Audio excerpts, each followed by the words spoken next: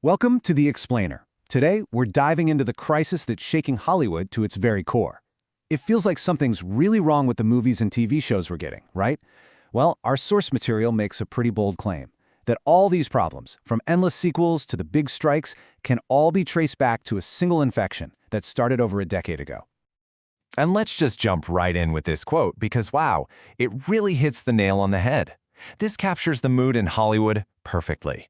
You might see some movies making a ton of money, but if you talk to anyone who actually works in the industry, from the writers to the crew, they'll tell you the whole system just feels fundamentally broken. So, if we're going to figure out what this disease is, we first have to look at the symptoms. And honestly, they are everywhere you look right now. I mean, just look at what you're seeing on your screen. It feels like a non-stop parade of remakes, reboots, and sequels. And behind the scenes, it's even crazier. We just came off these massive strikes that shut down pretty much everything. Then there's the whole threat of AI, which isn't some distant sci-fi plot anymore. It's a real and present danger to creative jobs. And maybe the most telling symptom of all, fewer and fewer truly new, original ideas are getting made. The signs are all there. The industry's in real trouble. But see, these are just the symptoms, right? The coughing and the fever. Our source argues they all point to something way, way deeper. It calls it a singular cancer that has totally rewired the entire business of making entertainment. And this is where it gets fascinating. According to our source, you can trace this whole infection all the way back to a single patient zero. It all started with one company that, in a desperate move to survive, made a huge bet that would end up changing everything. Think back to 2007. Remember Netflix? They were that company mailing you red envelopes with DVDs inside. A dying business, really. But their pivot to streaming didn't just create a new way to watch stuff. It uncovered a totally new human behavior, binge watching. By 2013, they decided to weaponize it, dropping entire seasons of huge shows like House of Cards all at once. And just like that, the dominant model for entertainment was born. And you have to admit, the strategy was kind of brilliant. Netflix saw us all glued to our screens, devouring whole seasons in a weekend. And they didn't just accommodate it, they engineered their entire platform to encourage it. The whole goal was to keep you subscribed by giving you everything right now instead of making you wait.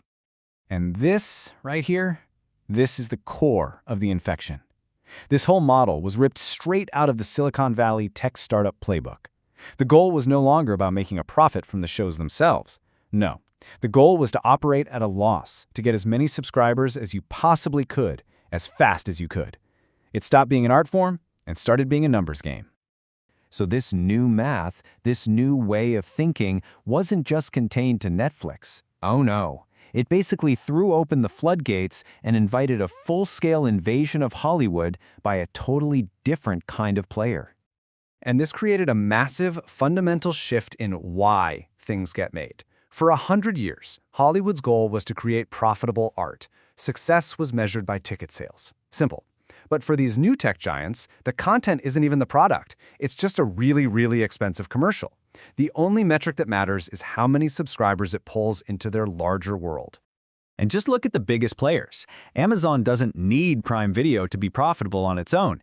It needs it to convince you to sign up for Prime shipping. They even bought the legendary MGM studio just to feed that engine. Same thing with Apple. Apple TV Plus exists to make your iPhone and your iPad feel more valuable. The art is just the bait. So what happens when the traditional Hollywood studios see this coming? They panicked.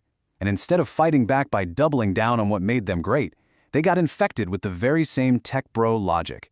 They tried to beat the invaders at their own game. And Disney, well, Disney is the perfect case study of this brain rot. To launch Disney Plus, they took their most beloved franchises, Marvel and Star Wars, and turned them into a content fire hose. They just churned out show after show, not because there was a compelling story to tell, but because they needed a constant stream of new stuff to drive those subscriber numbers. And we all saw what happened to the quality. But if you think that's bad, the chaos over at Warner Bros. Is something else. Our source calls it a musical chairs Ponzi scheme. They build this massively popular, beloved service, HBO Max, only to have the studio get sold. The new CEO comes in, merges it with Discovery Plus, rebrands it to the super confusing name Max, and then guts the place, canceling movies that were already finished just for a tax write-off. It's just insane.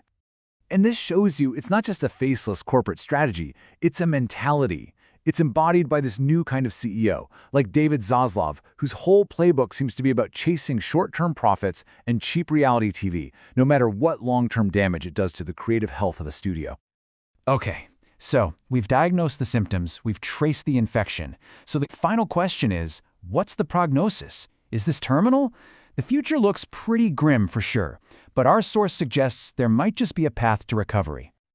The industry is truly at a crossroads. On one side, you have the rise of AI, which threatens to turn content creation into a completely automated, soulless process. But on the other side, there's a resistance. You've got this army of independent studios like A24 and Neon that are still championing unique, director-driven movies and proving that audiences are still hungry for original, human stories.